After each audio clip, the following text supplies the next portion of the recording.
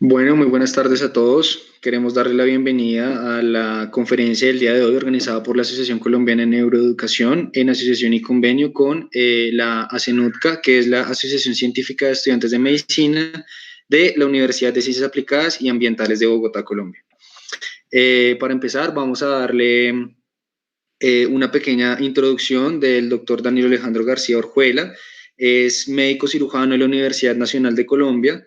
Realizó un magíster en morfología con énfasis en histología de la Universidad Nacional de Colombia.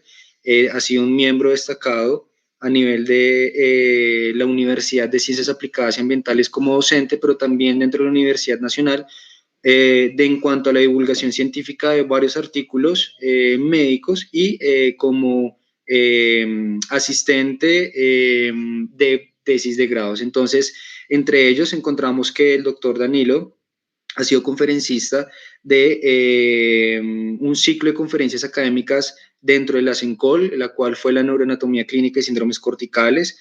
Ha sido codirector de trabajo de grado, de pregrado. Ha sido par evaluador experto en la revista de la Facultad de Medicina de diferentes artículos. Ha sido jurado del cuarto concurso de anatomía de la Universidad Nacional de Colombia.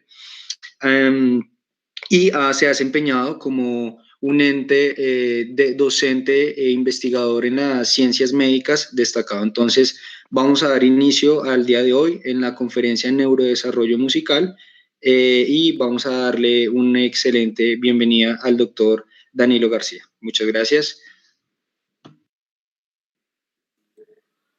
Bueno, nuevamente me presento. Mi nombre es Danilo Alejandro García. Soy médico y magíster en morfología de la Universidad Nacional y actualmente soy estudiante del programa de música de la UNAD. Vamos a darle inicio a la charla y quiero comenzar con esta frase que dijo Beethoven, un músico muy famoso del periodo del romanticismo. Beethoven dijo: "La música es una revelación mayor que toda la sabiduría y la filosofía". Y esta es una frase pues que habla de la profundidad que tiene la música en nuestras vidas. Sin embargo, pues es entendible que Beethoven diga algo así porque era músico. Y pues qué chévere que haya amado su profesión y la haya visto como algo de tanta profundidad en el ser. Sin embargo, no es el único que ha dicho cosas respecto a la música. Platón, el filósofo, dijo que el entrenamiento musical es un instrumento más potente que cualquier otro porque el ritmo y la armonía encuentran su camino en lo más profundo del alma. Y aquí Platón hace referencia a la relación entre la música y la profundidad del alma, ¿cierto? Relaciona el ritmo y la armonía con lo más profundo del alma, pero también dice otra cosa que llama la atención y es que habla del entrenamiento musical. A lo largo de esta charla vamos a ver la importancia del entrenamiento musical. ¿Listo? Sin embargo, la filosofía de cierta manera, digamos, estamos acostumbrados a que esté más relacionado a las ciencias humanas y a las ciencias artísticas que otros campos. Entonces es esperable que Platón también haya sentido cosas como las que describe su frase. Pero tenemos una tercera frase que dice: si no fuera físico, probablemente sería músico. A menudo pienso en música, veo mis sueños en música, veo mi vida en términos musicales.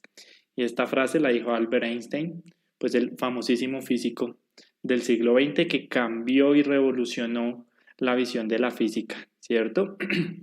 Entonces vemos cómo la música ha sido muy importante para, aquí traigo tres ejemplos, pero no solo para estas tres personas, sino para muchas personas que han trascendido sus campos y también lo es para todos nosotros o para la mayoría de nosotros en el diario vivir. La música es importante para todos. Bueno, entonces comenzamos con la introducción de esta charla. Música, ¿qué es y desde cuándo es? Esa es una pregunta que aún no tiene una respuesta del todo clara, pero vamos a comenzar con unas definiciones. Según la RAE, la música es melodía, ritmo y armonía combinados. Ya vamos a hablar un poquito de qué es cada una de ellas.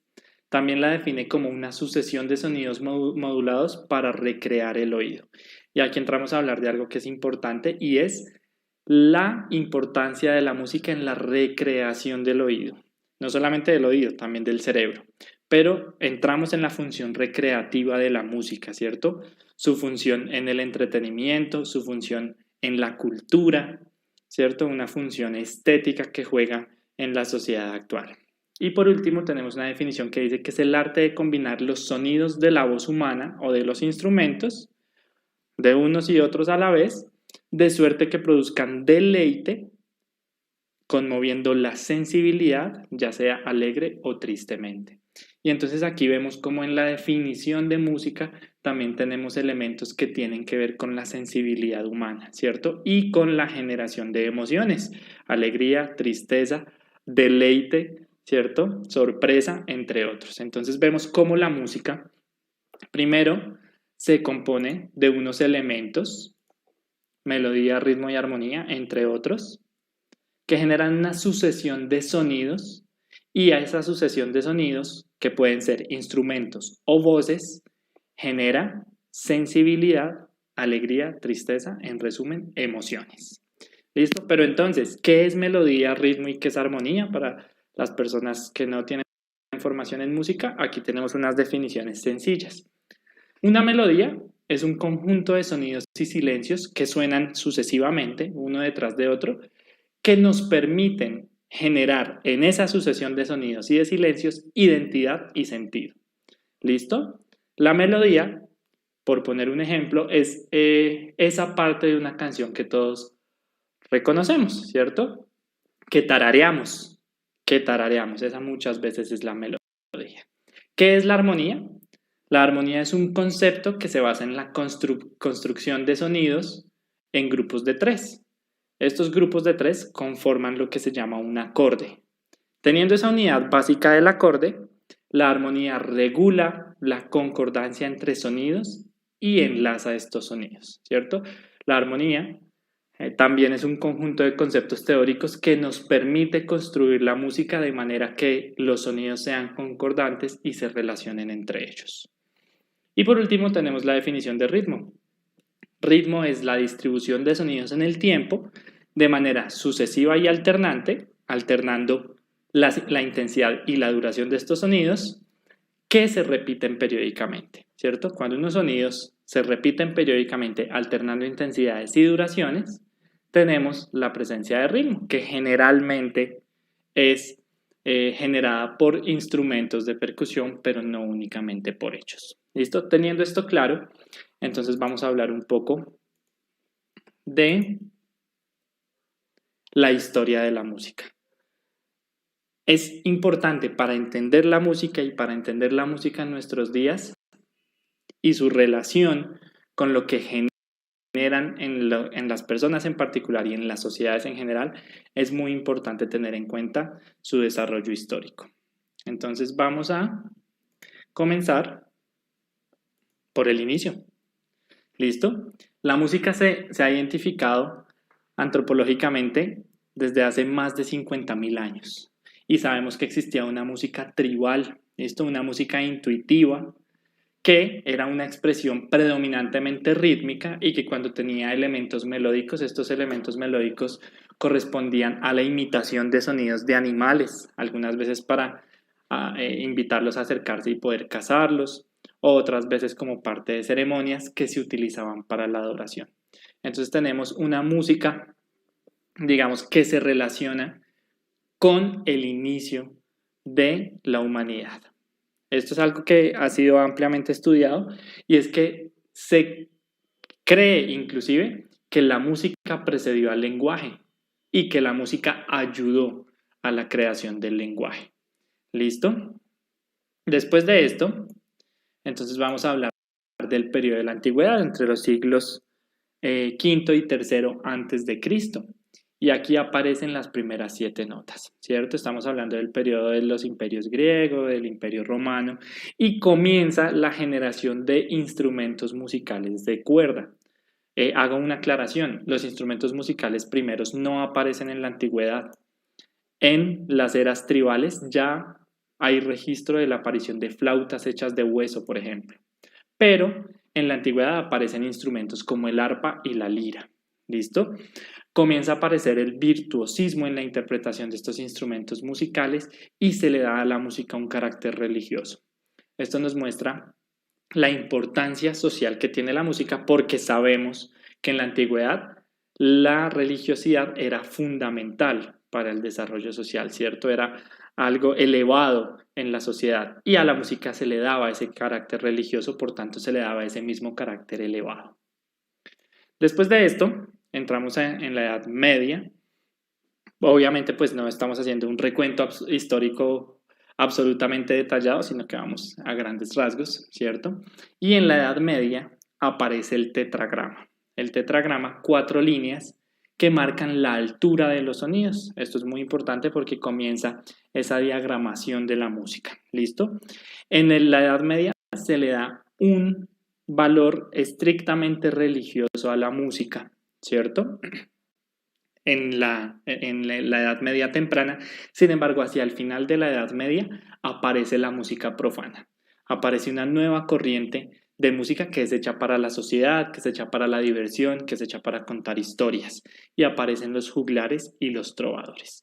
Aquí también ocurre un cambio supremamente importante en la música, sobre todo como la conocemos hoy, y es que aparece la polifonía al final del medioevo. En el medioevo temprano y en la mitad del medioevo, las melodías eran monofónicas. Entonces, cuando se le daba ese carácter sacro a la música, podíamos tener un coro de 50 monjes que leían ese tetragrama que mostraba las alturas de la música, pero todos hacían la misma voz, todos hacían el mismo tono, se escuchaba una sola melodía. Pero al final del medioevo comienza a aparecer la polifonía, ¿cierto? Comienzan a aparecer los ensambles a 4 voces con sonidos de distintas alturas que se presentan de forma simultánea y que generan ese sonido polifónico que es casi que el 100% de la música que nosotros escuchamos hoy de manera frecuente, ¿cierto? Música polifónica. Cuando finaliza el medioevo, todos sabemos que la humanidad se enfrenta a un cambio de pensamiento, a un cambio de paradigma, ¿cierto? Y esto también se ve en la música. La música en el Renacimiento adopta importancia, sobre todo en el ámbito profano, digámoslo. La música se desliga de la religión de manera significativa y comienzan a aparecer intérpretes y comienzan a aparecer autores de música para la sociedad, no relacionados a la religión. Es en el Renacimiento, en el siglo XVI, donde vemos el nacimiento de instrumentos como el órgano, como el violín, que comienzan a crear ese sonido característico que es posterior del medioevo. Luego entramos al barroco, ¿listo? Entre el siglo XVI y el siglo XVIII, y aparece un sistema que se denomina el sistema tonal, que es el que predomina en la música popular. El sistema tonal relaciona los sonidos de una manera matemática, ¿cierto? Antes de esto teníamos unos sonidos con unas identificaciones de nombres y hacíamos una secuencia de sonidos y hacíamos distintas secuencias y cada secuencia recibía un nombre. Esto actualmente se denomina los modos, el modo dórico, el modo jónico, pero en el barroco aparece este sistema tonal, que es un sistema que relaciona los sonidos de acuerdo a distancias entre ellos y no de una manera única, de manera que yo puedo aplicar esa misma escala tonal a distintos tonos, a distintos sonidos. ¿Listo? Aparece la ópera, pues muy famosos los castrati, ¿cierto? Hombres que castraban para que conservaran ese tono de voz de niños y pudieran cantar toda la vida. Y comienzan a aparecer unos compositores que son famosos hasta nuestros días. Del barroco podemos resaltar la aparición de Johann Sebastian Bach. Después de esto, entonces tenemos un periodo que se denomina el clasicismo. El clasicismo crea sinfonías y es una buena parte de la música que nosotros conocemos actualmente como música clásica. Del periodo del clasicismo es Mozart, ¿listo? Este compositor austriaco muy famoso, un rockstar en su vida, en su periodo, ¿cierto? Pero actualmente pues reconocido por lo prolífico que fue en la creación de obras de distintos tipos, ¿listo? Mientras Johann Sebastian Bach seguía particularmente relacionando la música con la religión y creía que la música era un modo de alabar a Dios, llega Mozart con una concepción completamente distinta, ¿cierto? Llega a ser, como les decía, un rockstar o inclusive más que un rockstar, un popstar.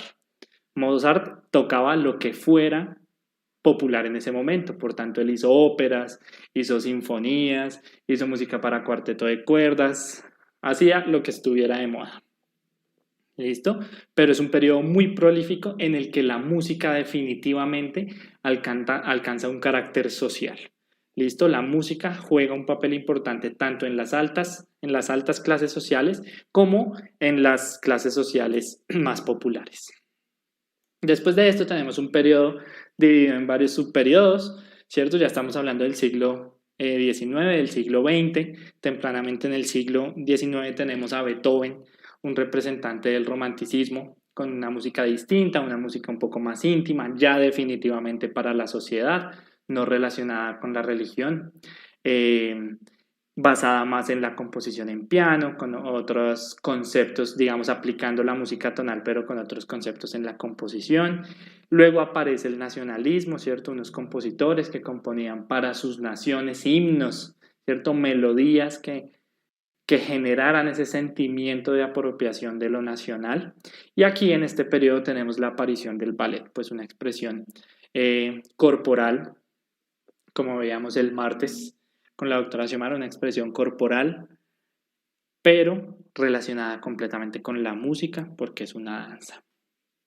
Y ya, para finalizar en el siglo XX tiene unas corrientes distintas en sus primeras décadas a las que se presentaron en la mitad de siglo. En el siglo XX aparece un concepto de músicas de vanguardia y aparece un concepto que se llama la dodecafonía, que cambia ese paradigma de la música tonal. Como les decía, la música tonal relaciona unos sonidos con otros para crear esa, esa relación armónica que nosotros escuchamos en la música, pero en el siglo XX, con la dodecafonía, entonces aparece un concepto distinto en el que se utilizan todas las notas, en el que no hay repetición de notas, y es esa música que nosotros encontramos vanguardista de inicios del siglo XX, que inclusive no es muy fácil de escuchar porque a veces parece no tener orden.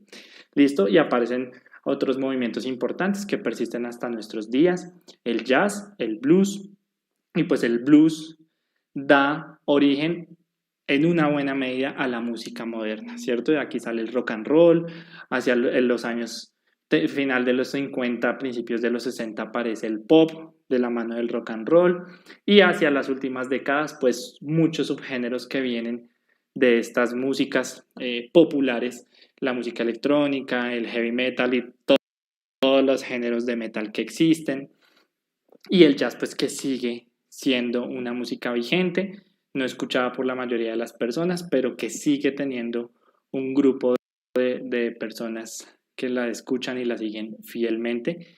Y pues aquí vamos, ¿cierto? Hacia los 70 en adelante aparece la tecnología, los computadores, la tecnología MIDI, que transforma completamente la música y ahora inclusive la música del siglo XXI es una música que dista bastante de la música de la cual viene del rock y el pop de los 60s y los 70s. Ya parecen dos cosas completamente distintas. Esto es solamente un recuento histórico muy rápido, pues como para saber hacia dónde vamos. Entonces vamos a entrar a hablar de unos conceptos musicales, ¿cierto? Ritmo, tempo, armonía, matemática, física. ¿Será que estos conceptos se relacionan de alguna manera? Entonces comenzamos con las figuras musicales. Las figuras musicales que nosotros leemos en los pentagramas actualmente no son más, su valor no es más que una relación numérica. Nosotros tenemos la redonda y la redonda va a equivaler en términos generales a 4 tiempos, ¿cierto? Entonces aquí espero que me sigan, vamos como a hacer unos ejercicios y es que yo cuento 1, 2, 3, 4 y voy dando valores, voy a hacer otro sonido con mis manos, espero que lo escuchen, del valor de cada nota. Entonces la redonda tiene un valor de 4 tiempos. 1, 2, 3, 4, 1, 2, 3, 4. Y de ahí hacia abajo yo comienzo a dividir. Y hago una división y voy obteniendo las siguientes notas. Por tanto, la blanca es un medio de la redonda. Si la redonda valía 4, la blanca vale 2, ¿cierto? 1, 2, 3, 4, 1, 2, 3, 4. Y así sucesivamente. Tengo la negra, que entonces es 1, 2, 3, 4, 1, 2, 3, 4. Sigo con la corchea, que si ustedes se dan cuenta, la corchea es 1/8 de tiempo. Siempre voy dividiendo por la mitad. Es decir, una negra equivale a 2 corcheas, pero una redonda equivale a 8 corcheas, ¿cierto? Entonces voy a tener una figura que es 1, 2, 3, 4, 1, 2, 3, 4. Y así sucesivamente. Comenzamos a notar que la música es matemática. ¿Listo? Comienzo a hacer unas relaciones mentales de la duración de los tiempos con respecto a un valor estándar que yo establezco, que es la redonda. Y comienzo a interpretarlo de manera matemática. La semicorchea, un 16avo, su duración es un 16avo de la redonda, y la fusa, un 32avo, esa palabra no existe, pero vamos a decirlo así, y una redonda equivale a 64 semifusas. Con estas figuras que obedecen a una relación matemática, yo hago música, ¿cierto? Comienzo a asignar una duración a los sonidos. Pero esta duración va a tener otras características, ¿cierto? Entonces yo comienzo a poner estas notas en una notación, que aquí vemos que denominamos el compás. Entonces los compases son los números que yo tengo acá. 2/4 son fracciones, 3/4, 4/4 y en este ejemplo 7/4. Hay muchos más, esto es solo un ejemplo. Y así comienzo a organizar la música, ¿cierto? Entonces traigo unos ejemplos en los que vamos a ver. 2/4 son, vamos a explicar los números de este fraccionario. El número de arriba, en este caso el 2, es el número de tiempos que tiene mi compás. ¿Listo? Y el número de abajo, que en todos estos ejemplos es 4, es la nota que yo escojo como referencia de tiempo. Entonces me voy a devolver un momento. Si nos damos cuenta, la negra equivale a 1/4. Cuando yo tengo en el denominador de mi fraccionario un 4, estoy hablando que mi tiempo base son negras. ¿Listo? Entonces 2/4 es que tengo 2 negras por compás. ¿Listo? Y lo vamos a escuchar cómo suena. 1, 2, 1, 2, 1, 2. ¿Sí? Tengo 2 sonidos que están numerados o son equivalentes a negras. Como se podrán imaginar en el ejemplo que sigue, pues 3/4 es que tengo 3 sonidos de negra. ¿Listo? Pero hay algo muy importante. Esto comienza a relacionarse con la música que nosotros conocemos. Por favor, les pido que se concentren y que escuchen el 3/4 y se van a dar cuenta que el 3/4 es la manera como suena el vals. ¿Listo? Entonces, 2, 3, 1, 2, 3, 1, 2, 3.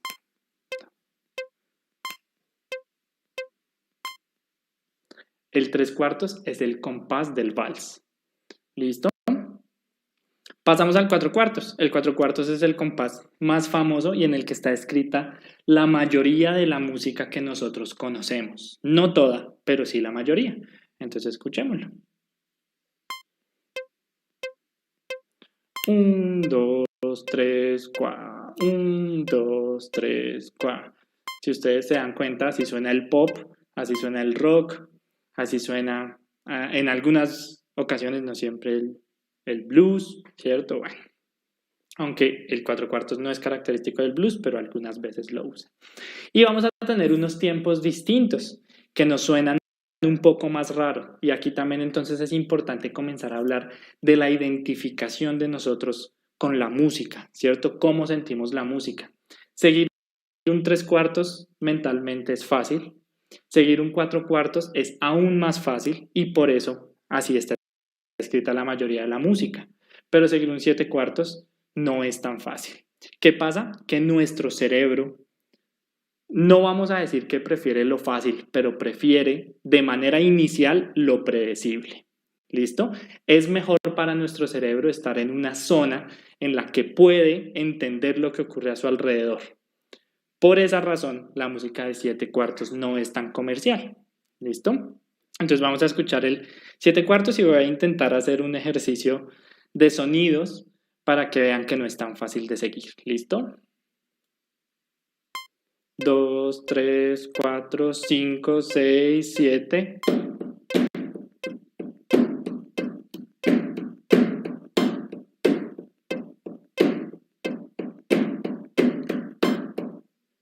Es una música que es un poco extraña, que uno siente como que cojea, como que salta. ¿Listo? En la actualidad, pues ustedes pueden encontrar música escrita en diversos compases, es muy famosa la música progresiva o la música de vanguardia, que son músicas que tienen tempos que no corresponden siempre a 4/4 o a 3/4, sino que tienen unos usos distintos de compases y que alternan compases distintos. Los invito a que los escuchen, pues aquellos que nunca las hayan escuchado. Es música interesante, al principio no es tan fácil de entender, pero es música muy rica. Entonces tenemos ya unos conceptos, ¿cierto? Ya hablamos de, aquí me va a sonar una cosa fea, ya hablamos de figuras musicales, ya hablamos de compases, ¿cierto? Y ahora vamos a hablar de tempo. El tempo es la velocidad. ¿Listo? Entonces comenzamos a darle esas características a la música que comienzan a definir cómo suena y ese cómo suena va a definir cómo lo escuchamos nosotros. Entonces vamos a comenzar, vamos a tener compases de 4/4, es decir, 4 sonidos de negra a distintas velocidades. El número que ustedes ven acá es la velocidad. Aquí vamos a tener 75 bits por minuto. Eso quiere decir que suenan 75 negras en un minuto. Y tenemos una velocidad que en términos generales es lenta. Escuchemos.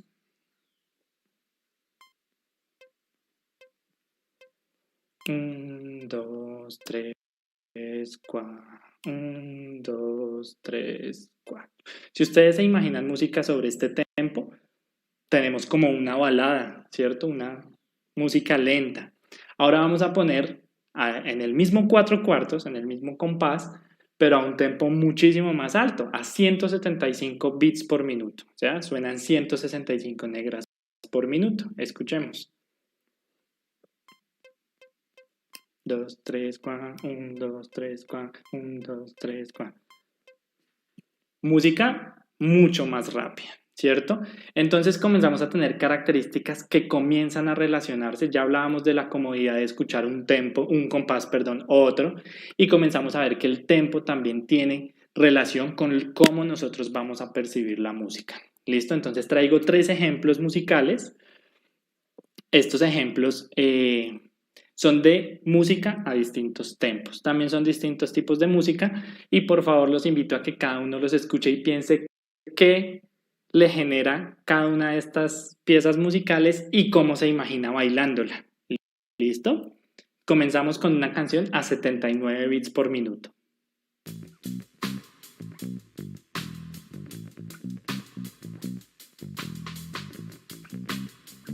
Yo creo que a todos les pasa lo mismo que a mí, es que lo percibe uno como música relajada.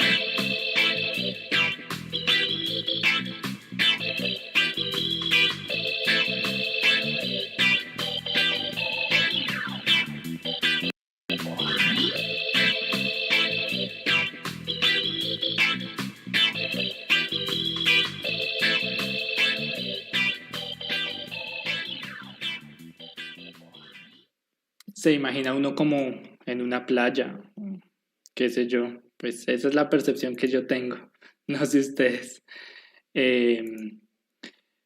Pero bueno, vamos con el siguiente sonido. La siguiente canción está a 110 bits por minuto, un poco más rápido.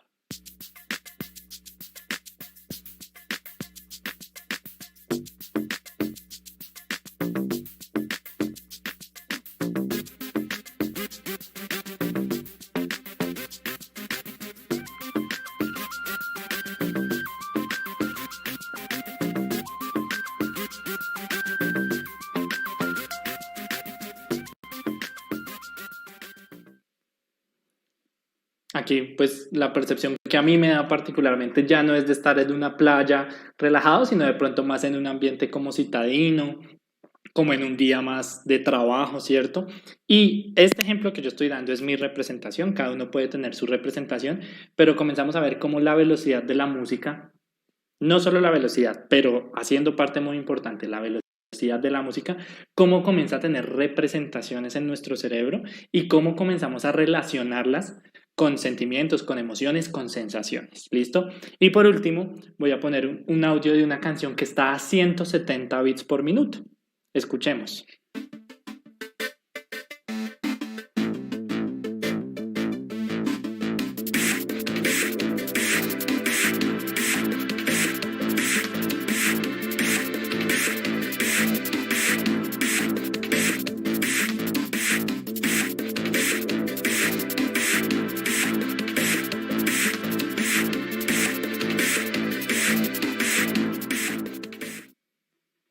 Bueno, a mí me genera una cosa completamente distinta, como acelere, velocidad, me imagino de pronto como andando en un carro o andando en una bicicleta, ¿cierto? Y cada velocidad distinta se relaciona con percepciones distintas, con emociones distintas. La música normalmente entre 60 y 100 bits por minuto se relaciona con algo como lento, ¿sí? Y se relaciona con nuestra frecuencia cardíaca. Hay algo muy interesante en lo que no vamos a ahondar en esta charla, pero se ha visto cómo escuchar música a distintos tempos. Se han hecho varios estudios y muestran que entre más alto es el tempo de la canción, más se acelera la frecuencia cardíaca. ¿Listo? Tiene una relación. Eso explica por qué nos gusta escuchar música rápida cuando hacemos ejercicio, por qué de pronto nos gusta cuando estamos recostados con frío envueltos en una cobija música más lenta. Comenzamos a ver esta relación de la música con nuestras actividades diarias, con nuestras emociones diarias. Vamos a pasar a unos conceptos, entonces aquí llega la física. La música son ondas sonoras, ¿cierto? Y las ondas sonoras tienen unas características, son como cualquier onda, ¿listo? Entonces tiene unos picos, tiene unos valles y unas características que son la amplitud y la longitud de onda. La longitud de onda es la longitud que hay de un pico al siguiente o de un valle al siguiente, ¿listo? Y la amplitud es la altura de esa onda, tanto positiva como negativamente. ¿Listo? La amplitud nosotros la vamos a relacionar con la intensidad de un sonido. Esta intensidad se mide en decibeles. A mayor amplitud, mayor decibeles. No hace parte de esta conferencia, pero lo que voy a decir los invito a que lo lean de manera independiente. La intensidad no es lo mismo que el volumen, pero sí se relacionan. Pero vamos a decir de alguna manera que a mayor amplitud, mayor percepción de el volumen. ¿Listo? Y como les indicaba, se miden decibeles. La longitud de onda se va a relacionar con la altura del sonido. ¿Qué es la altura del sonido? Si es un sonido grave, bajo, o si es un sonido agudo o alto, ¿cierto? Todos sabemos que todos tenemos una referencia de la música clásica, que hay unos cantantes que llaman los tenores, que tienen voces muy bajas, y tenemos las sopranos, que tienen voces muy altas. Esto es para tener las alturas. La altura la da la longitud de onda. Teniendo eso en mente, entonces pasamos a, y se mide en hertz. Un hertz es un ciclo por segundo, ciclos por segundo. Un hertz, un ciclo por segundo. 20 hertz, 20 ciclos por segundo, ¿cierto? El espectro audible humano va desde los 20 hertz hasta los 20 kilohertz. Cualquier sonido que esté por debajo de 20 hertz, nosotros no lo vamos a escuchar. Y cualquier sonido que esté por encima de los 20.000 hertz o de los 20 kilohertz, no lo vamos a escuchar y se denominan los ultrasonidos. Este es nuestro rango audible. Hacia los 20 hertz, los sonidos más bajos, hacia los 20.000 hertz, los sonidos más altos. ¿Listo? Y aquí nosotros vamos a encontrar la composición de la música, obviamente pues que escuchamos porque es nuestro rango audible, ¿cierto? En los estudios musicales, cuando se produce la música, se pasan horas ajustando las piezas musicales para que su balance de altos, medios y bajos, altos, medios y bajos, sea agradable para el oído. ¿Listo? Entonces vamos a escuchar unos sonidos Los invito a que bajen el volumen de sus audífonos, pueden ser sonidos molestos. Vamos a escuchar un sonido de 125 Hz, un sonido bajo. ¿Listo? Ese es un sonido de 125 Hz, es decir, 125 ciclos por segundo de la onda sonora. Ahora vamos a escuchar un sonido de 8000 Hz, 8 kHz.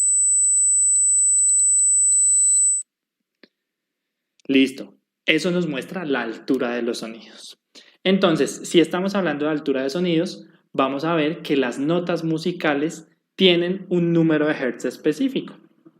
Entonces pasamos a este esquema. Tenemos do, re, mi, fa, sol, la, si, do, re, mi, fa, sol, la, si. Recuerden que de do a do tenemos lo que se denomina una octava, ¿cierto? Una octava musical. Entonces vamos a hablar, por ejemplo, que este do tiene una frecuencia de 130 Hz.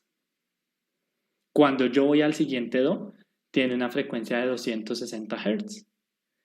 Eso quiere decir que en una octava yo duplico la cantidad de Hz, duplico la frecuencia. Y eso pasa con todas las notas. Miremos el La. El La de esta escala tiene una frecuencia de 220 Hz y cuando voy a la siguiente octava, tiene una frecuencia de 440 Hz. Este La es importante en la música porque con este La en 440 Hz es que yo afino el resto de los sonidos. ¿Listo? Pero vemos una relación matemática. ¿Listo? Una relación matemática. Por tanto, el siguiente La, después de este, va a tener 880 Hz. ¿Listo?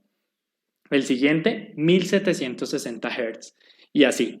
Entonces vemos cómo la matemática, la física, todo el tiempo tienen implicaciones en la música, ¿cierto? Aprender música es aprender de manera implícita matemáticas, es aprender de manera implícita y ya en algunos conceptos de sonido propiamente aprender física y esto va a generar que nuestro conocimiento musical no sea solo musical, sino que amplíe nuestro conocimiento matemático y nuestra capacidad de abstracción matemática. ¿Listo? Esto es muy importante, esto vamos a hablar un poco más adelante. Como hablábamos en la diapositiva pasada, pues la frecuencia es esa onda y esa onda aparece por una vibración. Entonces aquí tenemos otro concepto musical que son los armónicos, ¿cierto? Y es que cuando yo toco cualquier nota en un instrumento, en una flauta, en una guitarra, yo genero un sonido. Mi sonido, por ejemplo, es un do, ¿cierto? Pero la vibración de la cuerda no genera solamente ese sonido fundamental que yo ejecuté, sino que microvibraciones, por decirlo de alguna manera, comienzan a generar unos segundos, terceros y cuartos sonidos. Estos sonidos se llaman los armónicos, pero los armónicos generalmente, en la mayoría de instrumentos, en la mayoría de afinaciones, los armónicos son hijos de la nota fundamental. Como ustedes se dan cuenta acá, no vamos a entrar en detalles, pero tenemos unas fórmulas matemáticas y por tanto, este segundo armónico, si ustedes se dan cuenta, es un do, ¿cierto? Porque decíamos que el doble me genera la misma nota, pero este tercer armónico no es un do. ¿Listo? Y el cuarto armónico sí es un do, y así sucesivamente. Entonces vamos a tener unas notas que son armónicas de nuestro tono fundamental, pero que no necesariamente son el mismo tono. ¿Listo? Pasamos entonces a la notación musical de la melodía y la armonía. Tenemos un pentagrama con las notas que nosotros conocemos, una octava, do, re, mi, fa, sol, la, si. Acá iría el siguiente do. Y nosotros comenzamos a hacer relaciones entre estos sonidos. ¿Listo? Entonces, me voy a devolver un momento, discúlpenme. Hay unas notas que tienen unas notas intermedias entre ellas. Entre do y re tenemos esta nota. Esta nota es un do sostenido o un re bemol, es lo mismo. Y así tenemos varias. Si ustedes se dan cuenta, mi no tiene sostenido y si no tiene sostenido. Teniendo en cuenta esto, entonces yo las denomino la distancia entre una nota y la siguiente como un semitono. Y la distancia entre una nota, me salto una y selecciono la siguiente, esto se llama un tono, ¿listo? Un semitono de una nota a la siguiente y tono, nota, una nota intermedia. Teniendo eso en cuenta, entonces yo comienzo a crear relaciones entre ellas y así creo las escalas. ¿Listo? Entonces, la configuración de la escala mayor de Do, por ejemplo, o no, de cualquier escala, es de la primera, que es mi fundamental, en este caso un Do, un tono, un tono, un semitono, un tono, un tono, un tono y un semitono. Comienzo a crear como una escalera con estos espacios. Tono, tono, semitono, tono, tono, semitono. Desde cualquier nota que yo aplique esta configuración, es decir, dejando de espacio dos notas, una nota, dos notas, dos notas, dos notas, una nota. Desde la nota que yo aplique esa configuración, estoy ejecutando una escala mayor. En este caso, la escala mayor de Do. Cuando yo hago esta configuración en la escala mayor de Do, tengo Do, Re, Mi, Fa, Sol, La, Si, Do. ¿Listo?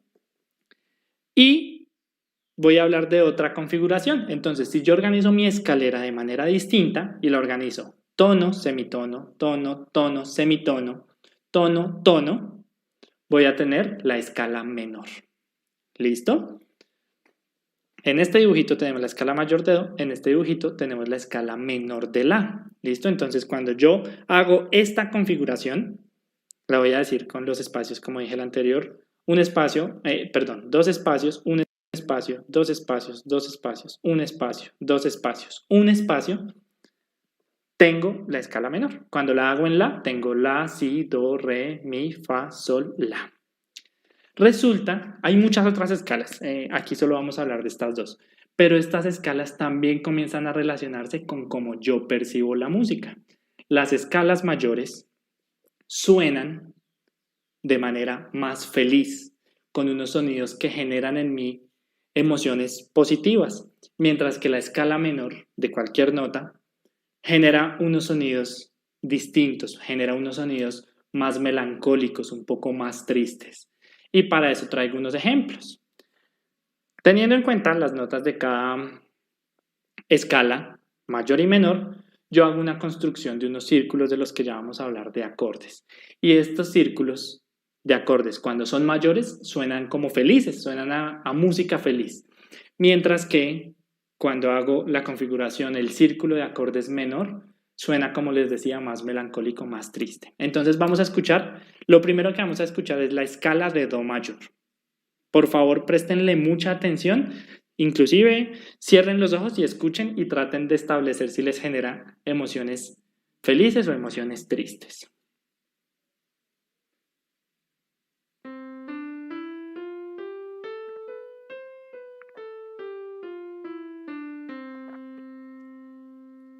Ahora vamos con la escala menor de Do.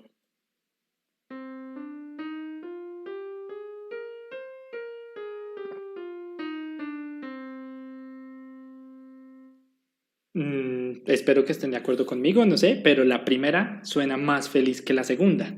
Pero si quedaron con dudas, entonces vamos a escuchar los círculos, un círculo de acordes mayor y un círculo de acordes menor. Aquí les voy a dar un tip o les voy a comentar algo más bien, y es que toqué los acordes mayores un poco más rápido para que se acentúe esa sensación de felicidad, y los acordes menores los toqué un poco más lento para reforzar ese sonido melancólico. Escuchemos por favor, círculo mayor.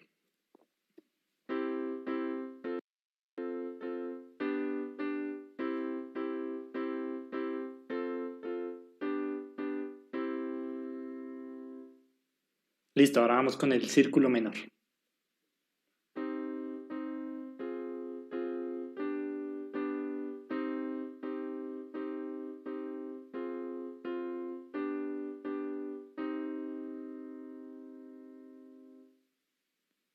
Espero que hayan notado esa diferencia entre los sonidos mayores y los sonidos menores. Comenzamos a tener características que generan distintas percepciones y sensaciones en nosotros.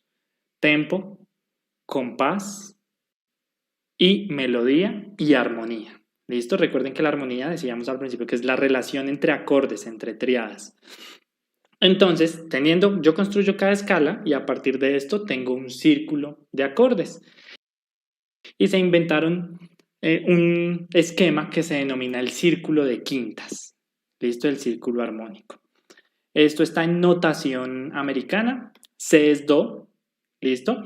Y entonces yo construyo este círculo y obtengo unas relaciones que generan un sonido armónico. ¿Listo? Como ustedes se pueden dar cuenta, lo que quería mostrar con esto es que estas relaciones son matemáticas. ¿Listo? Yo tengo en cuenta unos conceptos físicos, esos conceptos físicos me dan unas alturas, unas vibraciones por segundo y esas vibraciones generan unos sonidos.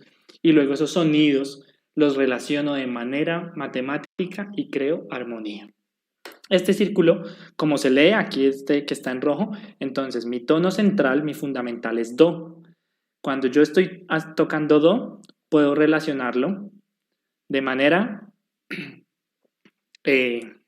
especial con fa y con sol.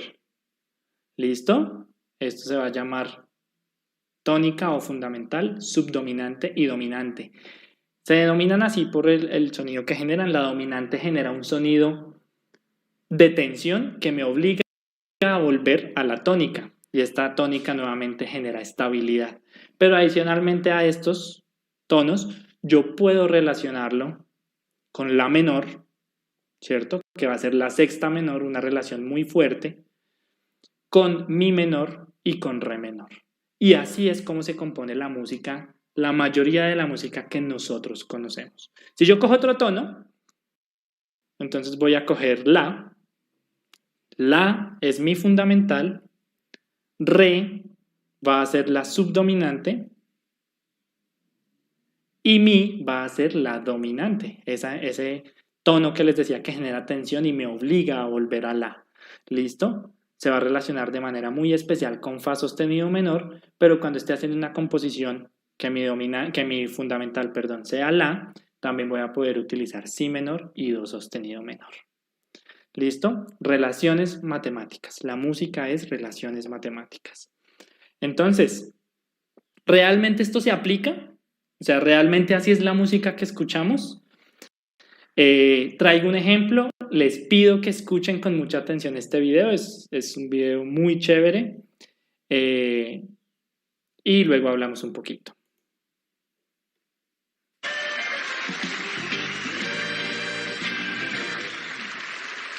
Good evening, ladies and gentlemen. I'm Jordan. I'm Lee. And we are the Axis of Awesome. And I'm Benny. Yeah, we've been a comedy rock band for close to 40 years now. And all that time, we've never had a hit. Yeah, but you guys know why. Why? Because we never wrote a four-chord song. Oh, lo siento, perdón. What's a four-chord song, Benny? Well, if you want all the greatest hits from the past 40 years, just use 4 chords. Same 4 chords for every song. It's dead simple to write a pop hit. Just 4? Yeah, these 4. Here. 1, 2, 3, 4 chords. Sorry, let me get All you this need to straight, write a- Chicken Little. What you're trying to say is you can take those 4 chords, repeat them, and pump out every pop song ever. Is that what you're saying? Yeah. Fuck off. Yeah, fuck off, Chicken Little. Just listen. Do you recognise this? Yeah, that is Don't Stop Believing by Journey. It's a great song. Very There's original a few more that song. fit. Check it out. My life is brilliant. My love is pure. I saw an angel. Of that I'm sure. Well, that's just 2 songs that are similar. That's not a big deal. Forever young. 3 I songs. wanna be forever young. I won't hesitate no more, no more. It cannot wait. I'm yours. This is the way you left me. I'm not pretending. No love, no hope, no glory, no happy ending. 'Cause you were amazing. We did amazing things. If I could, then I would. I'd go wherever you will go. Feel the love tonight. And she will be loved. Yeah, she will be loved. The pictures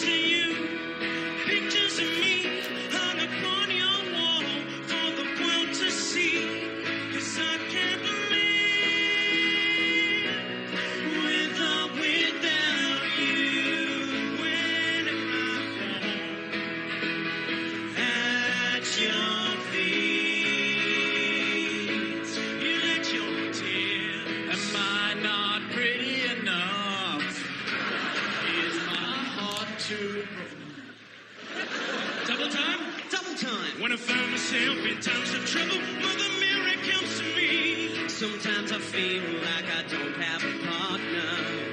That's the way it's gonna be, little darling. Darling, We'll go riding on the horses, yeah, yeah.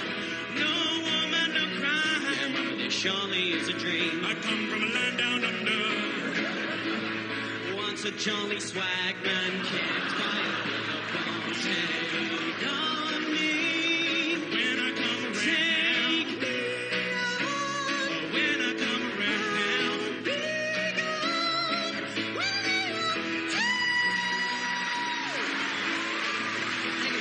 Save tonight. gonna take a lot to drag me away from you.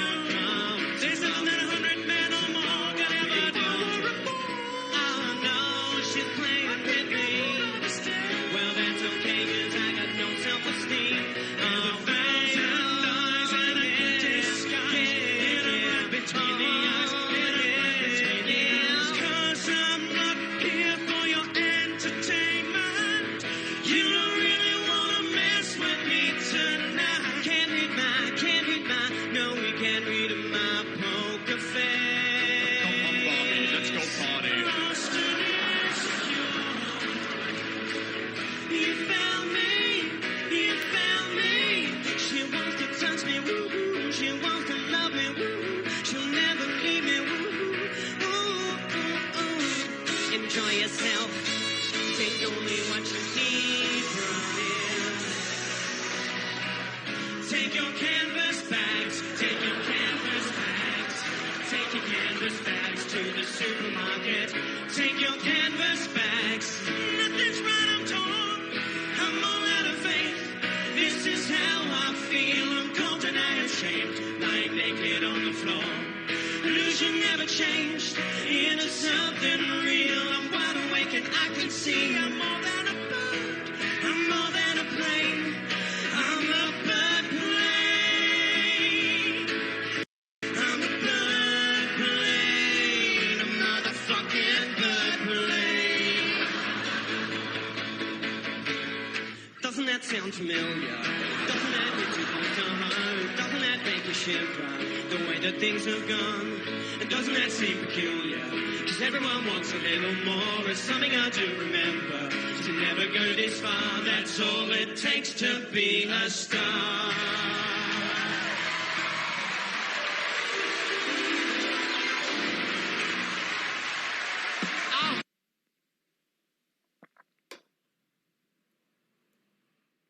Bueno, espero que se hayan dado cuenta. Este video muestra como 30 canciones que han sido hits en los últimos 40 años y todos están construidos con los mismos acordes, con el mismo círculo de acordes.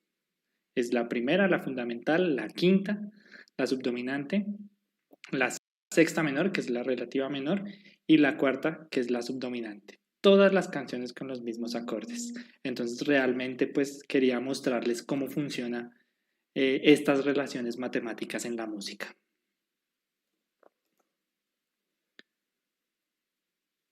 Bueno, ahora vamos a hablar de oído, cerebro y emociones. Entonces quiero que el mensaje que quede es que no es solo la música, somos nosotros quienes percibimos la música y le damos ese valor. ¿Listo? Entonces vamos a comenzar un poquito cambiando, ya no vamos a hablar tanto de música, sino vamos a hablar de nosotros, del cuerpo. Entonces, nosotros percibimos a través del oído los sonidos. El oído se divide en tres partes, el oído externo, el oído medio y el oído interno. El oído externo pues tiene la oreja o pabellón auricular y el conducto auditivo externo. La función del pabellón auricular con su forma intrincada es dirigir las ondas sonoras hacia adentro. ¿Listo? Este direccionamiento de las ondas genera una amplificación de esas ondas porque se acumulan aquí en el conducto auditivo externo y chocan contra el tímpano, contra la membrana timpánica. Esta membrana timpánica, cuando se mueve, cuando vibra, genera el movimiento de una cadena de huesecillos. ¿Por qué? Porque este hueso, que se denomina el martillo, se encuentra anclado a esa membrana. Cuando la membrana se mueve, el martillo se mueve, el martillo empuja este huesecillo que se llama el yunque, y este huesecillo empuja a otro huesecillo que se denomina el estribo y mueve, se transmite ese movimiento de manera tal que el estribo se encuentra relacionado con esta estructura. Esta estructura que está dentro del hueso se denomina el laberinto, y ese laberinto tiene acá una ventanita y este huesecillo, el estribo, empuja a través de esa ventana. ¿Qué hay al otro lado de la ventana? Líquido. Y va a mover un líquido. Ese líquido se va a mover a través de esta espiral. Esta región de espiral se denomina la cóclea. Y aquí adentro de la cóclea vamos a tener el órgano de la audición. Ese órgano de la audición se llama el órgano de Corti. Es gracias al órgano de Corti que nosotros escuchamos. Entonces, este movimiento del líquido que fue empujado por este hueso va a mover unos pelitos que se denominan los cilios que tienen las células del órgano de Corti, y ese movimiento de esos cilios va a generar que la célula cambie su potencial, así se llama en medicina. ¿Qué quiere decir cambio de potencial? Que cambie de tener una electricidad negativa a una electricidad positiva, y cuando se genera ese cambio de voltaje, se estimula el nervio. Así es como nosotros escuchamos en términos generales. ¿Listo? Aquí tenemos un esquema. Entonces, el oído externo, el pabellón auricular, es como una bocina, como una antena en la que nosotros recibimos los sonidos. Los conducimos a través de la membrana timpánica, y esa membrana timpánica, junto con los huesecillos, funciona como una cadena de un taller, ¿cierto? Inclusive martillo, yunque y estribo se llaman los huesos, y cuando se mueven, pues generan ese movimiento, si ven acá como un pistón, del líquido. En el oído interno se estimulan esas células ciliadas, que acá aparecen como teclas de piano, ¿cierto? Y ese movimiento va a generar la estimulación del nervio, y esa estimulación del nervio va a funcionar haciendo transducción, ¿cierto? Convierte energía mecánica de este movimiento en energía eléctrica, y esa energía eléctrica en un impulso nervioso. Se hace esa decodificación y ese impulso nervioso viaja hasta que llega a nuestro cerebro, que es como una computadora que procesa lo que escuchamos. Hay una discusión, digamos, y es si la música sin los humanos existe. Si yo ejecuto una melodía, pero nadie la interpreta, ¿realmente es música o es una sucesión de sonidos? Es por eso que la música somos nosotros los intérpretes de la música, ¿cierto? Somos quienes le damos ese valor a la música a través de nuestro computador, que es el cerebro. Aquí tenemos un esquema, entonces me voy a devolver un poquito, discúlpenme. Aquí tenemos la cóclea, ¿cierto? Aquí ejemplificada la cóclea nuevamente, y aquí tenemos un zoom de esa cóclea. Entonces yo cojo la cóclea y le hago un corte. Cuando le hago el corte, veo que adentro tiene 3 espacios. Esos espacios se denominan las rampas o los conductos. No es una clase de anatomía del oído, solamente vamos a tener un conducto vestibular, un conducto timpánico, y en el centro de ellos dos tenemos una rampa que se denomina la rampa intermedia o conducto coclear. Dentro de esta rampa intermedia tenemos estas celulitas. Estas celulitas son el órgano de Corti. Estas celulitas en la superficie, como les decía, tienen como unas vellosidades, y esto está lleno de líquido. Cuando se mueve este líquido, mueve los cilios, que se llaman, de las células, y ese movimiento genera un cambio de voltaje en las células, y ese cambio de voltaje se convierte en impulsos eléctricos. Cada una de estas celulitas de esta porción interna se encuentran unidas a fibras nerviosas, y esas fibras nerviosas se unen y forman un nervio que va a llevar la información hacia el cerebro. Este nervio se llama el nervio coclear. ¿Listo? Gracias al nervio coclear, los sonidos viajan de nuestro oído a nuestro cerebro. ¿Listo? Y hacen el siguiente camino. Acá los invito a que me pongan atención. Todos los que no tienen formación en ciencias de la salud pueden aprender mucho de acá, pero hay que poner mucha atención. Entonces viene la información del oído, ¿cierto? En una primera neurona. Esto es una neurona tipo 1, quiere decir que en términos generales es una neurona que lleva impulsos mucho más rápido. Como tip les puedo contar, nuestro sentido de la audición es mucho más rápido que nuestro sentido de la visión y que nuestro sentido del olfato. ¿Listo? No hace parte de esta charla, pero para que vean lo importante que es el oído para nosotros. La información viaja mucho más rápido en el sistema auditivo. Entonces esta neurona llega a un núcleo. ¿Qué es un núcleo? Es donde hay cuerpos de neuronas. ¿Listo? Los cuerpos de las neuronas están en los núcleos.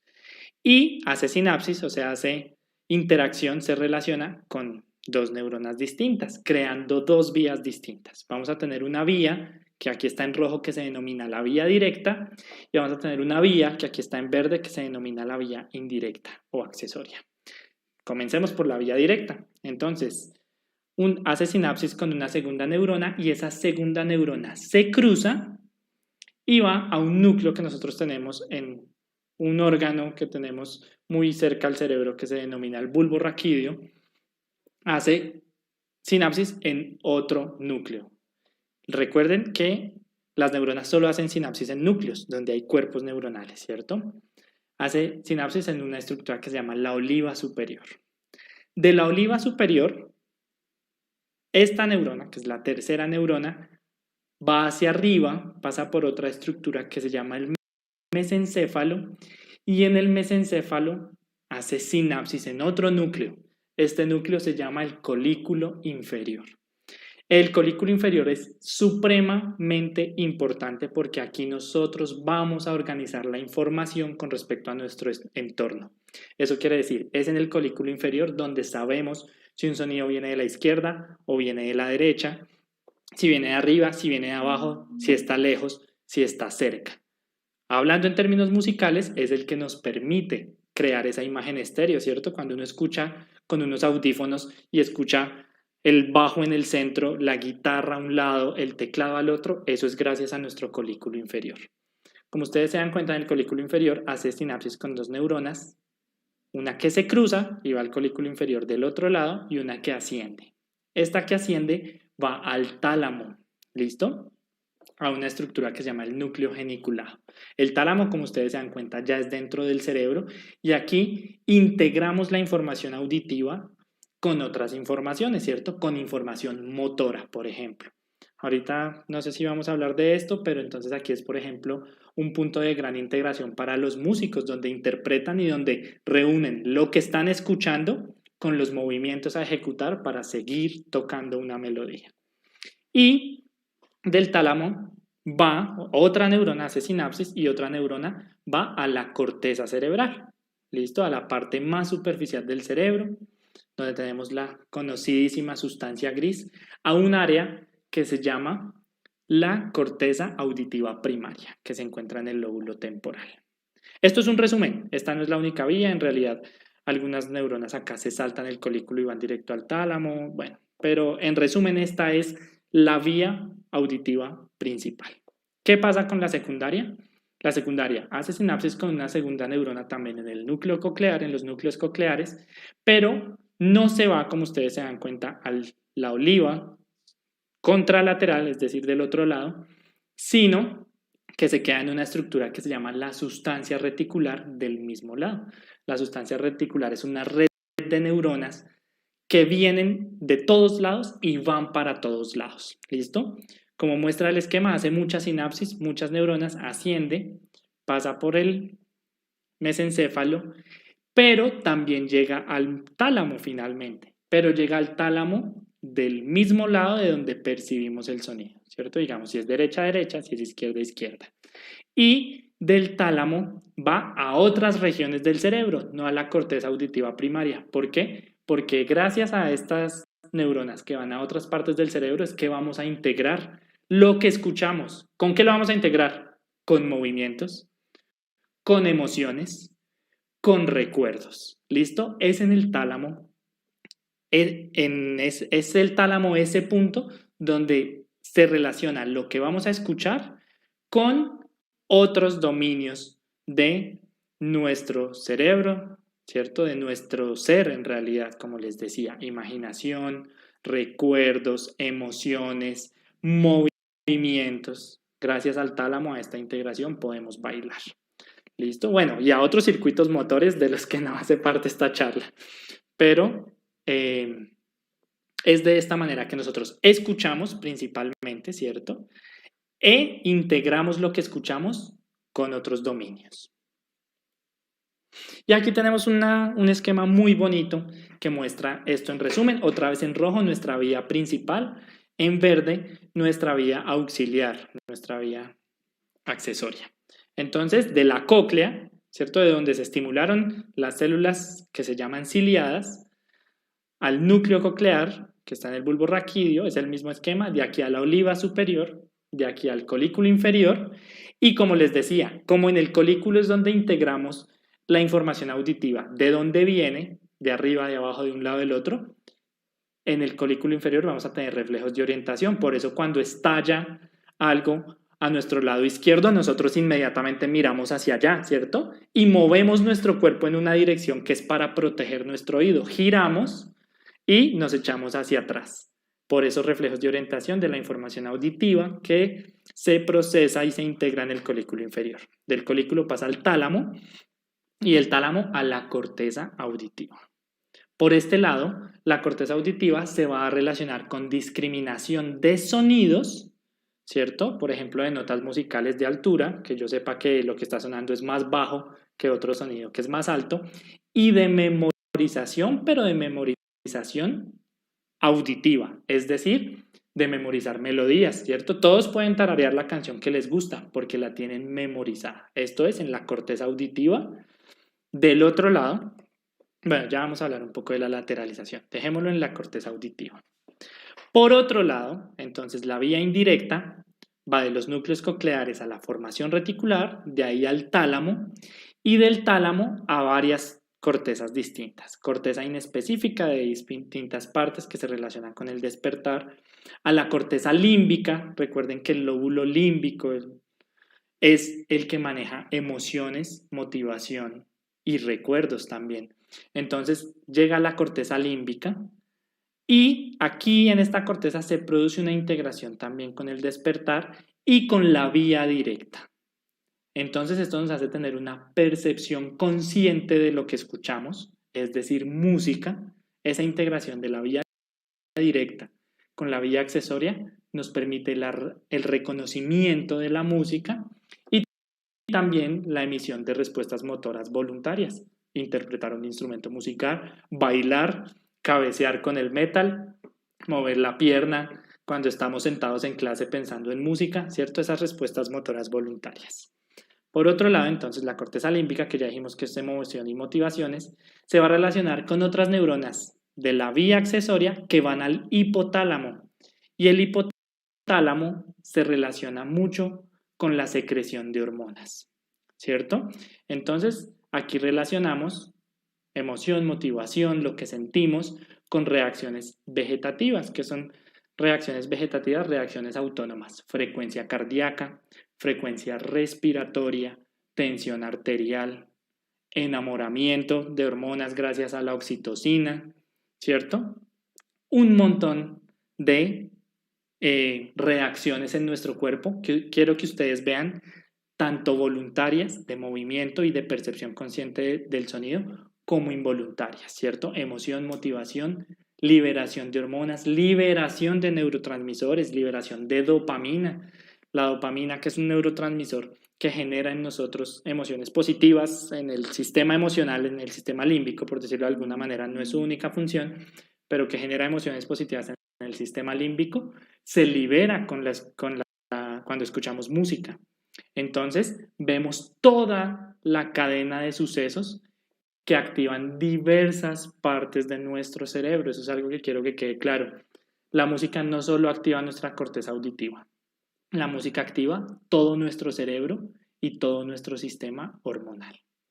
¿Listo? Entonces ya llegamos al cerebro, ¿cierto? Ya salimos del oído, hicimos un camino largo y llegamos al cerebro. Esta área que está acá se denomina el lóbulo temporal. ¿Listo? Este es el lóbulo temporal izquierdo, este es el lóbulo temporal derecho. ¿Listo? Aquí quiero mostrarles algo. Esto es de un estudio que realizaron y resulta que nosotros no percibimos lo mismo con nuestro lóbulo temporal izquierdo que con nuestro lóbulo temporal derecho. La corteza auditiva primaria es esta zona que está en naranja. ¿Listo? Aquí es donde llega la información eléctrica. Pero diversos estudios han mostrado que a nuestro lado izquierdo llega la identificación de tonos. O sea, do, re, mi, fa, sol, la, si es más alto, si es más bajo, ¿cierto? La duración, en algunos casos. Pero con nuestro cerebro derecho, con nuestra área auditiva, nuestra corteza auditiva primaria derecha, es que nosotros identificamos las demás características de la música. Es con nuestra corteza auditiva derecha donde nosotros identificamos el tempo, el ritmo, la melodía. Eso quiere decir, yo identifico los tonos acá, pero los interpreto. Una cosa es identificarlos, ¿cierto? Una cosa es leer unos fonemas como ejemplo y otra cosa es entender lo que leí. Aquí yo identifico los tonos y aquí interpreto esos tonos como una melodía, como una canción, y es desde aquí donde sale la integración a otras áreas para que yo perciba si me gusta, si no me gusta, si me trae recuerdos. ¿Listo? Entonces, con nuestro cerebro izquierdo identificamos los sonidos, con nuestro cerebro derecho, con nuestra corteza auditiva derecha, interpretamos esos sonidos y les damos un valor musical y por tanto un valor estético. Es muy interesante que esto es en personas que no son músicas, pero se ha visto que las personas que son músicas, profesionales, que dedican su vida a la música, comienzan a tener funciones de interpretación de la música también en el hemisferio izquierdo, en su corteza auditiva izquierda. Y esto nos habla del cerebro musical, ¿cierto? El cerebro de los músicos es distinto al cerebro de las personas que no son músicas. En esta imagen hay otra cosa muy interesante y es que vemos que lo único que se activa no es la corteza auditiva primaria, se está activando aquí otra área. Resulta que esta área, para las personas que no se dedican a las ciencias de la salud, es el área del lenguaje. ¿Listo? Y vemos que lo mismo ocurre a la derecha. ¿Listo? En la mayoría de personas, sin importar si son diestras o zurdas, el área del lenguaje se encuentra al lado izquierdo. ¿Listo? Pero vemos que al lado derecho también hay activación. ¿Qué pasa? Lo mismo que con la música. Al lado derecho nosotros solemos interpretar algo que se denomina la prosodia. Y la prosodia es la regulación de duración de sonidos, de elevación de sonidos, ¿cierto? Que nos permite interpretar los sonidos. Gracias a la prosodia yo entiendo cuando alguien me está regañando, cuando alguien está triste, cuando alguien está muy feliz, ¿cierto? Porque hablamos distinto, modulamos distinto, inclusive a veces tiene que ver con acentos. Las personas del interior del país a veces entonamos más alto al final de la frase. Eso ocurre gracias a esa interpretación del lenguaje. Conclusión, cuando escuchamos música, también estamos estimulando nuestra interpretación del lenguaje. Esto ha establecido algunas teorías acerca de otros temas muy profundos, pero como no estoy diciendo que sea completamente así, hay unos estudios que dicen que sí, hay otros estudios que dicen que no, pero se sospecha o se está estudiando la relación, por ejemplo, de escuchar más música con la empatía, ¿cierto? Con interpretar mejor también no solo la música, sino lo que los otros nos dicen, los estados de ánimo y pues por tanto la percepción que tenemos del otro y nuestro reflejo en el otro. Esto es un tema muy profundo. Y aquí traigo una diapositiva en la que quisiera preguntarles qué relación encontramos entre un flautista, un chelista, un bar y una persona con Alzheimer. Al final de la charla pues vamos a tener las preguntas, las intervenciones que ustedes tengan. Por tanto, en este momento no los voy a escuchar, pero yo les voy a decir la relación. Resulta que nosotros tenemos en el cerebro predilección por unos sonidos. ¿Qué sonidos son? Los sonidos a los que nos acostumbramos y los sonidos a los que nos gustan. Lo que tienen en común este flautista, este chelista, las personas que están aquí hablando en un bar donde todo el mundo habla duro y una persona con Alzheimer, es que tienen la capacidad de reconocer unos sonidos de manera predilecta, de manera más fácil, digámoslo. El flautista, los sonidos de su flauta, ¿cierto? En la corteza auditiva primaria comienzan a crecer el número de neuronas y el tamaño de neuronas y de conexiones, sobre todo de conexiones de neuronas, que identifican el sonido de la flauta. Lo mismo le pasa al chelista. Se generan conexiones que generan que él identifique y escuche de manera muchísimo más fácil los sonidos que produce un chelo. En este caso, la flauta sonidos bajos, el chelo sonidos altos. Pero entonces, ¿qué pasa con las personas en un bar? Tal vez a ustedes les ha pasado, no solo en un bar, en un bazar, en una fiesta familiar. Todo el mundo habla durísimo, uno no escucha nada y de pronto de fondo suena una canción que a uno le gusta mucho y uno ahí mismo la identifica y le dice a los demás, ay, hablen pasito, que esta canción me encanta. ¿Qué pasa? Que nuestro cerebro crea conexiones que nos permiten identificar más fácilmente esa canción.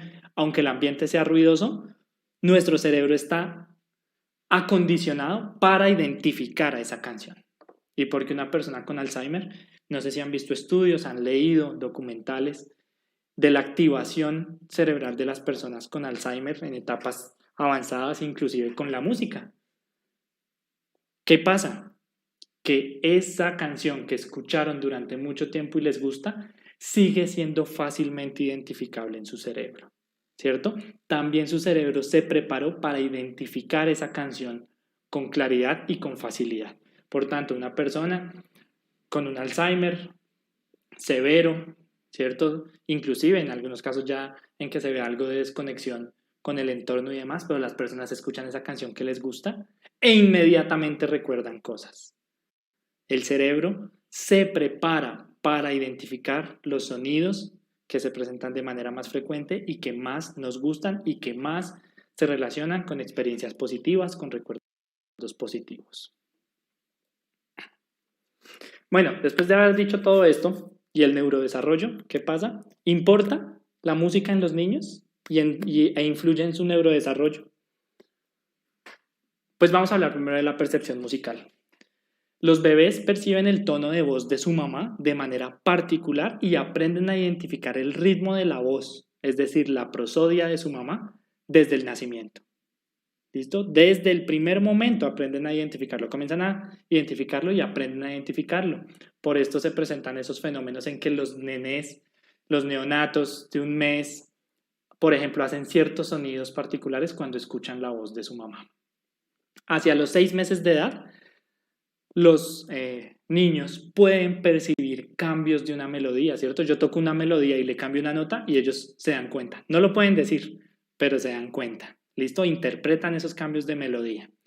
Entre los 5 y los 7 años aprenden a identificar estructuras armónicas de relación de acordes, ¿cierto? También con sus melodías y estructuras tonales. ¿Listo? Y los lactantes pueden reconocer cambios menores a un semitono en escalas tanto menores como mayores y en las demás escalas, pentatónicas, todas las que ustedes quieran, mientras que los adultos conservan digamos de manera más fácil la identificación de cambios en escalas mayores, pero en las demás escalas se dificulta un poco esa identificación. Conclusión, los bebés nacieron preparados para escuchar y para escuchar música. ¿Listo? Por tanto, no voy a asegurar ni a decir que hay que ponerles el efecto Mozart a los niños, pero esto sí hay que aprovecharlo y hay que saber que los niños desde etapas tempranas tienen la capacidad de reconocer melodías, de reconocer estructuras armónicas y de reconocer cambios del ritmo, cambios de tono. ¿Listo? Los bebés nacieron preparados para escuchar música a un volumen determinado, ¿no? Eso es como nacieron, pero ¿qué pueden desarrollar con el entrenamiento musical? Aquí quiero hacer una aclaración y es que muchas de las cosas que vamos a hablar de aquí en adelante ocurren con el entrenamiento musical, no solamente con escuchar mucha música. ¿Listo? Los niños que han sido y jóvenes que han sido sometidos a entrenamiento musical en algún punto de su vida suelen tener puntuaciones más altas en las pruebas SAT. Las pruebas SAT son las pruebas digamos, al finalizar el colegio en Estados Unidos de ingreso a la universidad. Los niños con formación musical, de manera general, obtienen puntajes más altos. También se ha visto que obtienen puntajes más altos en pruebas de comprensión de lectura. ¿Listo? También se ha observado que los niños con entrenamiento musical tienen mejores habilidades en memoria verbal y adicionalmente a esto tienen un mejor dominio, un mejor manejo de la información en la memoria a corto plazo, en la memoria a largo plazo, y también se ha visto que tienen una mejor representación geométrica. Esto seguramente tiene que ver, no lo puedo asegurar, no lo he investigado, pero seguramente tiene que ver con todo el contenido matemático de relaciones, ¿cierto? Primera, segunda, primera, cuarta, primera, quinta, cuál suena bien, cuál suena mal, cambio de octava, me devuelvo, transporto una canción que está en un tono a otro, y estos niños tienen mejor representación geométrica. Y también en los niños que reciben entrenamiento musical se desarrolla algo que es la imaginación musical. La imaginación musical no es que interpretar música mejore la imaginación. La imaginación musical es la capacidad de imaginar música. A las personas que escuchamos mucha música y que interpretamos algún instrumento musical nos pasa, y es que tenemos la capacidad de imaginar una canción y escucharla sin que esté sonando, imaginada, ¿cierto? Inclusive hay algunos estudios que muestran que esta imaginación puede en algún momento ser negativa y genera, por ejemplo, interfiere con el sueño o se presenta de manera recurrente todo el día. En este caso, pues ya es un campo distinto, no corresponde a esta charla, pero digo esto como para que entiendan de lo que estoy hablando, ¿cierto? A veces cuando una canción se nos queda pegada es que la escuchamos en la mente. Esto es la imaginación musical. Los niños que reciben entrenamiento musical, aparte de imaginar melodías completas, tienen la capacidad de imaginar tonos, ¿cierto? De imaginar armonías para componer y para interpretar. Las personas que se dedican al canto, por ejemplo, lo que hacen es desarrollar una imaginación musical tan precisa que pueden imaginar un tono e imitarlo con la voz, ¿cierto? Eso es lo que hacen las personas afinadas al cantar o que tienen formación en canto. Esto es un dominio que es casi exclusivo del entrenamiento musical. Como se pueden dar cuenta, la música sí influye en el neurodesarrollo, en el desarrollo cerebral. En adultos, entonces, ya es muy tarde, solamente debemos hacerlo cuando somos niños. Idealmente debemos empezar cuando somos niños, pero los adultos también podemos estudiar música. ¿Listo? ¿Qué se ha visto en músicos adultos? Entonces, los músicos adultos presentan aumento de la activación de la corteza auditiva a los tonos de su instrumento. Era lo que hablábamos de los sonidos a los que nuestro cerebro se acostumbra a escuchar, pues se ha visto un aumento de la activación de la corteza, de la activación hasta del 25% a los tonos de su instrumento. Es decir, escuchan con un 25% más de actividad cerebral los tonos, por ejemplo, el flautista, específicos de la flauta, que los del resto de instrumentos. Eso, no sé si alguna vez, yo creo que todos hemos tenido una conversación con alguien que se dedica a la música de manera empírica, de manera profesional, y esa persona habla mucho de su instrumento porque tiene la capacidad de interpretarlo y de escucharlo en una canción. Entonces un baterista está hablando con alguien y le dice, uy, pero mire cómo suenan esos toms y mire el ritmo que hacen el bombo. Y la otra persona que no toca batería, inclusive puede ser otro músico, pero es el guitarrista, dice, sí, me imagino, porque no identifica. Pero cuando es el momento del guitarrista, el guitarrista identifica con mucha claridad los tonos, los timbres, en realidad, la característica de cada sonido de la guitarra. ¿Listo? También se ha visto en adultos que músicos que se presentan un aumento de la activación a los tonos musicales en el hemisferio izquierdo. Identifican con más claridad los tonos musicales, con mayor facilidad. Se ha visto, esto me parece algo importante, se ha visto un aumento del volumen, del tamaño de la corteza auditiva en los músicos hasta de un 130%. Si ustedes se ponen a pensar eso en el cerebro, es muchísimo. ¿Listo?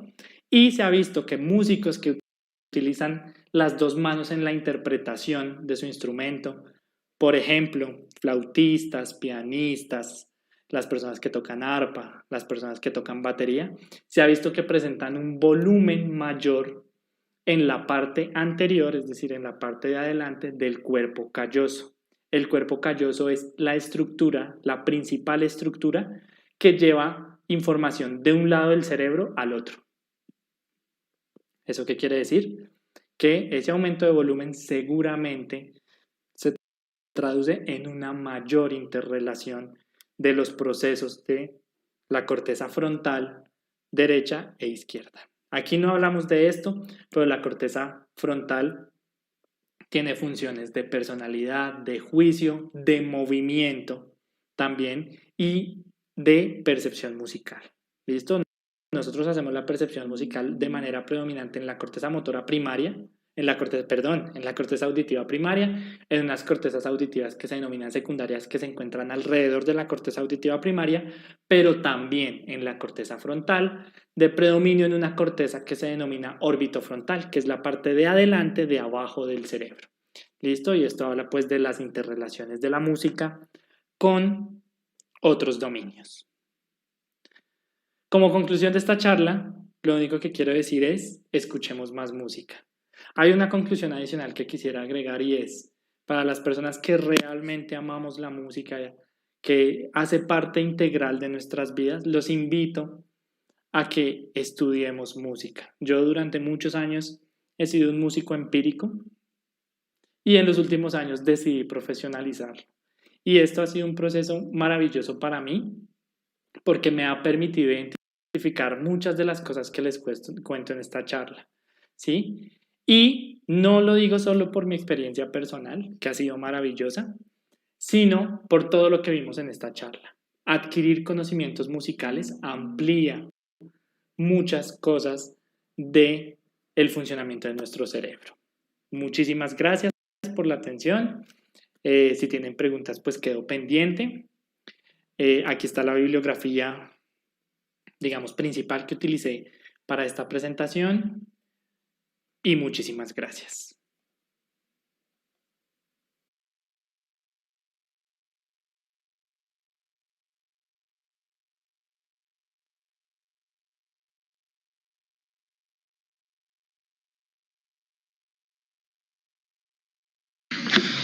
Bueno, muy buenas tardes. Esperamos que la conferencia hubiera sido de agrado para todo el mundo.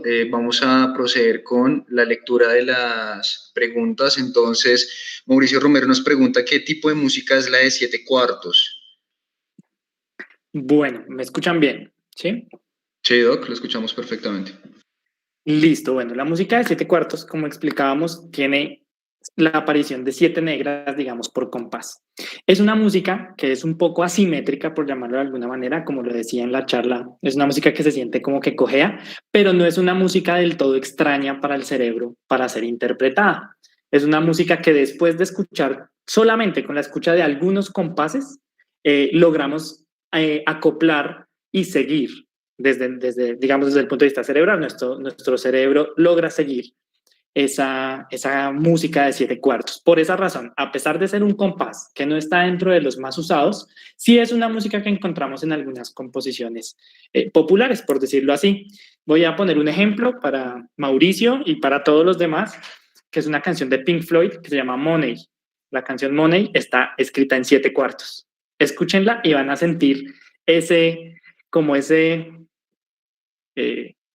asimetría que fácilmente es seguible y que igual finalmente termina generando una sensación agradable en la persona que lo está escuchando.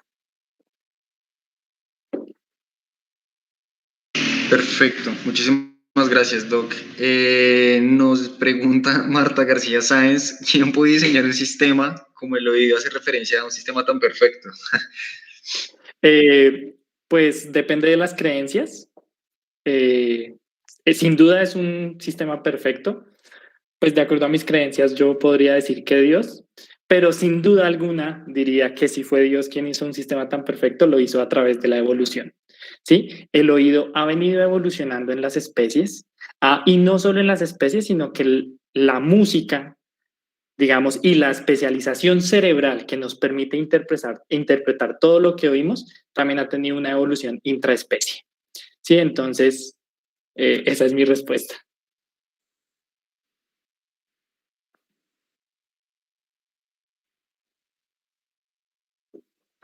Perfecto. Harrison nos confirma y nos comenta que también han encontrado en investigaciones del IERN que los niños con entrenamiento musical no solo tienen mejor representación geométrica, sino que mejoran las competencias matemáticas. Efectivamente. Digamos que ese era el objetivo de hacer la primera parte de la charla enfocada a la matemática de la música, digamos, a sus relaciones matemáticas, y es que realmente la música genera una ampliación o una mejoría, por decirlo de alguna manera, en distintos dominios, ¿cierto? En distintos dominios de abstracción, y dentro de la abstracción pues se encuentran varios de los subdominios matemáticos. Entonces la música pues genera efectos positivos en muchos dominios distintos. Perfecto. Pilar Solano nos comenta nos pregunta si hay estudios que demuestren que los pacientes con Alzheimer que tienen estimulación musical presentan alguna mejoría de su condición con el entorno. No, desafortunadamente en la actualidad no hay ni medicamento, ni terapia que muestre recuperar a los pacientes que tienen una demencia tipo Alzheimer. Hay unas estrategias que generan disminución del avance de la velocidad de la enfermedad. Desde esa perspectiva, la música hace parte de unas estrategias, pero no funciona solo como una estrategia, ¿sí? Solo hacer una estrategia musical con un paciente con Alzheimer no va a ser algo tan efectivo para la disminución de la velocidad del avance de la enfermedad. Corresponde a unos programas integrales que se acompañan no solo de musicoterapia, sino de terapia ocupacional, también obviamente de algunos medicamentos, del apoyo familiar. ¿Qué se ha visto en el Alzheimer? En el Alzheimer se ha visto, y es algo muy llamativo, los invito a que busquen en YouTube videos de personas con Alzheimer que les ponen música, y lo que sí genera es una conexión con el entorno y evoca algunos recuerdos que están guardados en la memoria a largo plazo, muy profundos, y que no se evocan de manera regular, ¿cierto? Yo no pienso todos los días en la fiesta de fin de semestre de primer semestre, ¿cierto? Pero por allá, en 20 años, un día estoy en una reunión de egresados y ponen una canción que estaba de moda en ese momento, y tan pronto suena, ¡uy! ¿Se acuerdan de la fiesta? Eso es lo que pasa con las personas con demencia tipo Alzheimer, que establecen conexión con el entorno a través de la música, y es que evocan unos recuerdos muy guardados en su memoria a largo plazo que les permiten interactuar durante ese momento. En este momento no se puede asegurar que eso solo sea una terapia y que mejore a los pacientes con Alzheimer, pero se están desarrollando varias investigaciones al respecto porque sí es algo prometedor. Perfecto. Por lo que vemos hay más preguntas, entonces yo creo que si le parece bien, Doc, podríamos finalizar la conferencia. Claro que sí, muchísimas gracias por la invitación a CEMUTCA, a CEMCOL. Muchísimas gracias por el apoyo a COLNE, la Asociación Colombiana de Neuroeducación. Invito a las personas interesadas en estos temas pues que se sumen a las redes sociales de ACOLNE, de ACEMUTCA, de ACEMCOL. Estos eventos académicos pues son hechos para que todos aprendamos y para que todos disfrutemos. Muchísimas gracias por la invitación y muchísimas gracias a todas las personas que estuvieron en la charla. Espero que hayan aprendido algo, y si tienen más dudas, pues a través de ACOLNE o a través de ACEMUTCA, con mucho gusto las responderé. Bueno, qué pena, Doc. No sé si alcanza a tener disponibilidad de tiempo. Es 2 minuticos para responder nuestra última pregunta de Andrés Camargo. Andrés Camargo es una observación anecdótico donde nos dice que qué relación puede tener la música y los trastornos psiquiátricos. Bueno, la música y los trastornos psiquiátricos pueden tener relaciones positivas y relaciones negativas. ¿Listo? Como dijimos a lo largo de la charla, digamos, hay muchos dominios que se ven beneficiados con el desarrollo musical y con la escucha de la música. La música, aunque tiene su representación principal en la corteza auditiva primaria, como decíamos, y en la secundaria, va a tener muchísima relación con la corteza frontal. Nosotros vamos a tener unos centros, no los llamemos centros propiamente, sino vamos a tener en la corteza orbitofrontal también unos unas neuronas encargadas de funciones musicales, ¿cierto? Pero estas neuronas de la corteza orbitofrontal se van a relacionar con las neuronas de la corteza prefrontal, y en la corteza prefrontal nosotros encontramos muchas cosas de la personalidad, de el autocontrol, de la motivación, ¿sí? Y es en la corteza prefrontal uno de los sitios donde se han encontrado alteraciones anatómicas o funcionales en trastornos psiquiátricos. La música se ha visto que tiene una relación positiva en algunos trastornos psiquiátricos, en etapas severas no tanto, pero por ejemplo en depresiones leves, ¿cierto? En trastornos afectivos.